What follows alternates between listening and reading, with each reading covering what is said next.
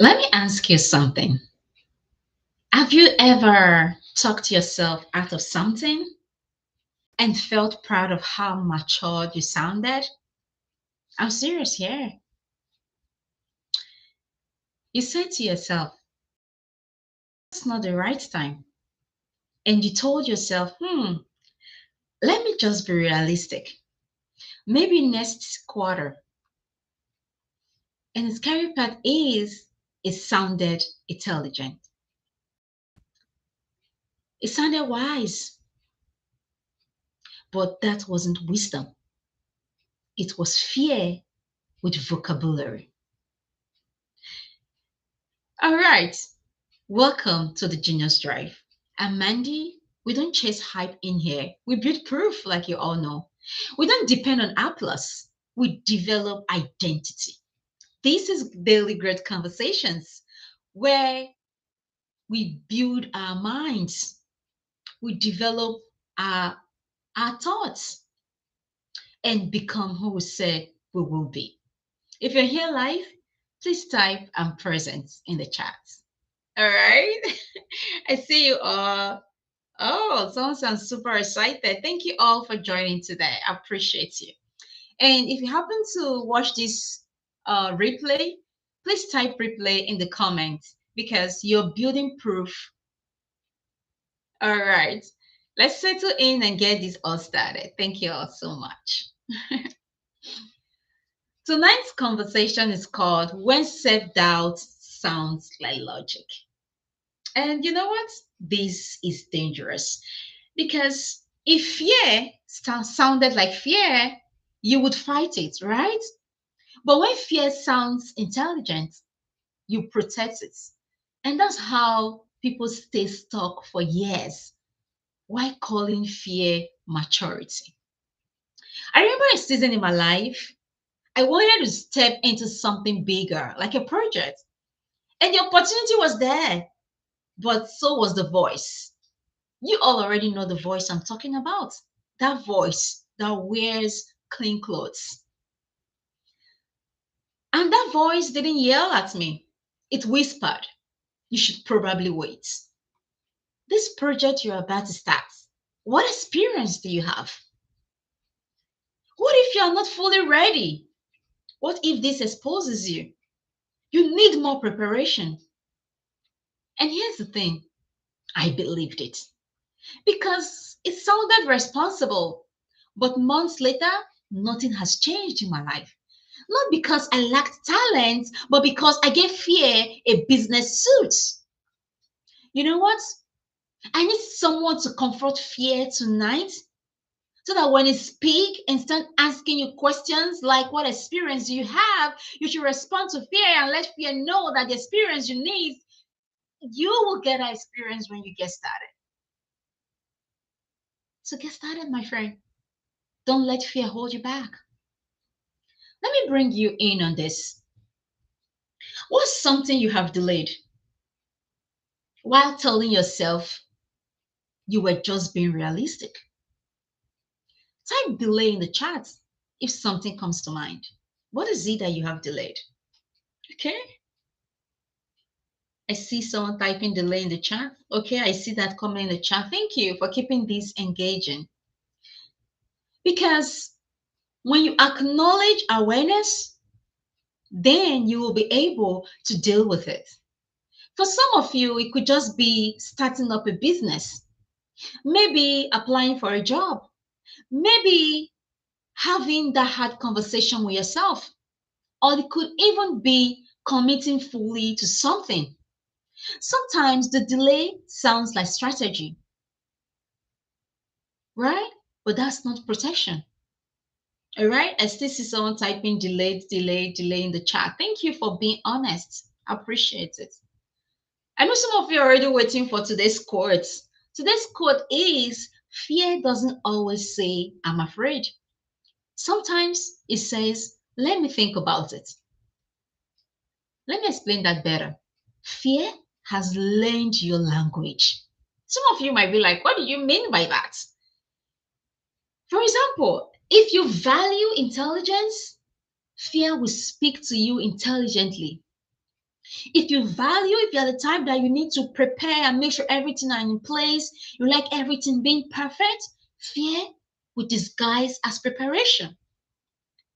If you value stability, fear will call itself wisdom. But you know what? Wisdom produces movement. Fear produces delay. That's the difference. There are two kinds of realism.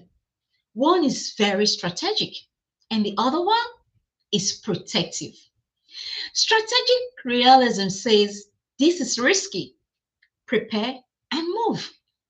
Protective realism says this is risky, wait and see. Just be patient and see. And the longer you wait, the more logical waiting sounds. And that's how some people's dreams have expired. Not loudly, but quietly, respectfully, and logically. They were just waiting. Let me tell you something. Every great person who has built something meaningful moved, moved before sanctity. They did not eliminate doubt, they outgrew it. They did not wait for the voice to disappear. They moved while it was still speaking. That's not recklessness. That's courage, my friend. Listen to someone like Denzel Washington. And by the way, Denzel Washington is one of my best keynote speakers. I listen to him every day. He talks about taking risk. He talks about falling forward.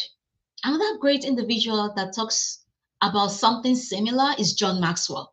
John Maxwell would say, fail forward. See, Denzel Washington didn't wait until Hollywood guaranteed him. He moved. And when he speaks about fear, he doesn't say eliminate it.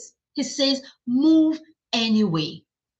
Because movement clarifies what fear exaggerates.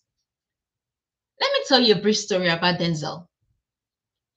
During a tough early period in his life, he was flunking out of college. You know what flunking means? Meaning he was failing and he wasn't doing well. And at the time, he contemplated on giving up on his acting career. A source once said that he had a GPA of 1.5. He wasn't doing well at all in school. He didn't let all of these things write his story. Now, today, when you watch his movie or you listen to him talk, what do you see? Do you see his failures? No, you see his charisma, you see his poise, you see his movement. And when you look at Denzel, you won't even know that he is someone that has failed before. He didn't let his fear write his stories. Please don't give up on yourself, my friend. Don't give up on your dreams due to fear. How about Nikki? You know Nikki? The guy with no arms and leg? He didn't let his condition stop him. Please don't let fear stop your dreams. Keep moving. Let me make this practical. What does fear usually tell you? No, let's make this engaging. Type something in the chat. Because for some people, fear will say you are not ready. And for others, it will say, what if you fail? What if you fail? You try again. That's it. And for some people, it will tell you, be patient. You don't have to do this right now. Let me see something coming up in the chat. And if you can drop something in the chat right now, you can reflect on this later.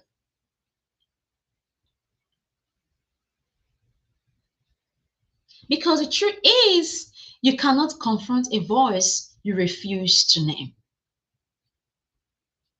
That's it. Now let's proceed with this. I want you to use these three tactics moving forward because it works.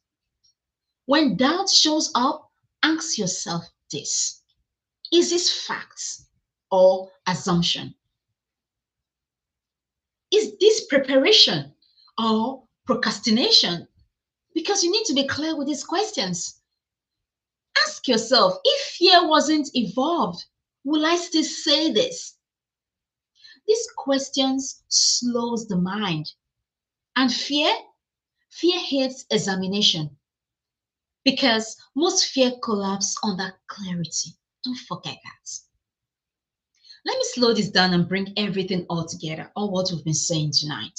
We've talked about three major things. Number one, fear often sounds intelligent.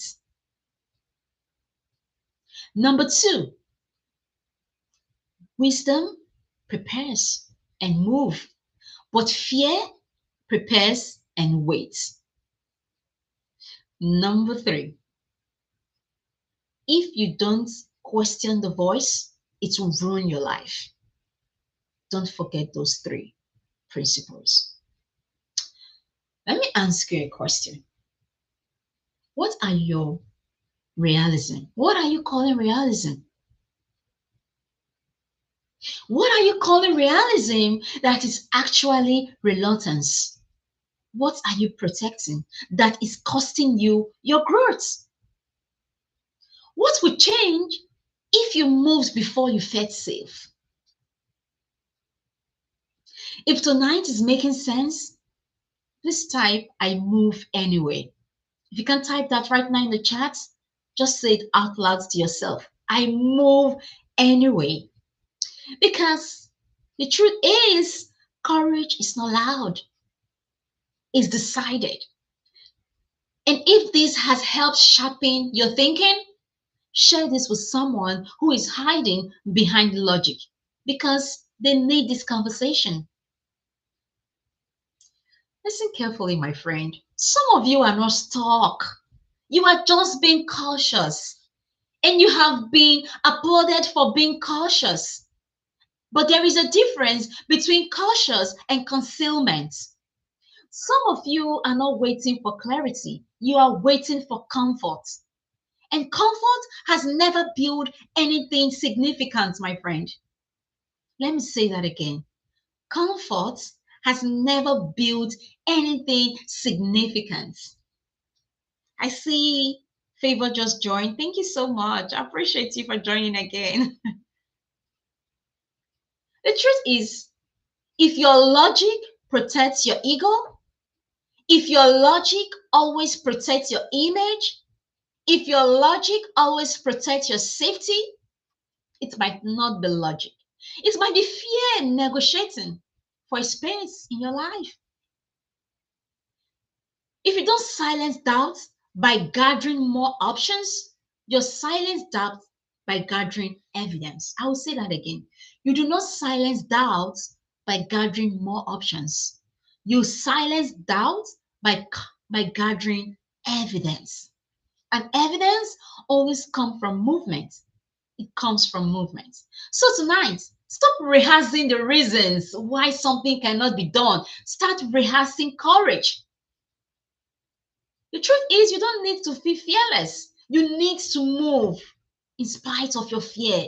That's conviction, my friend.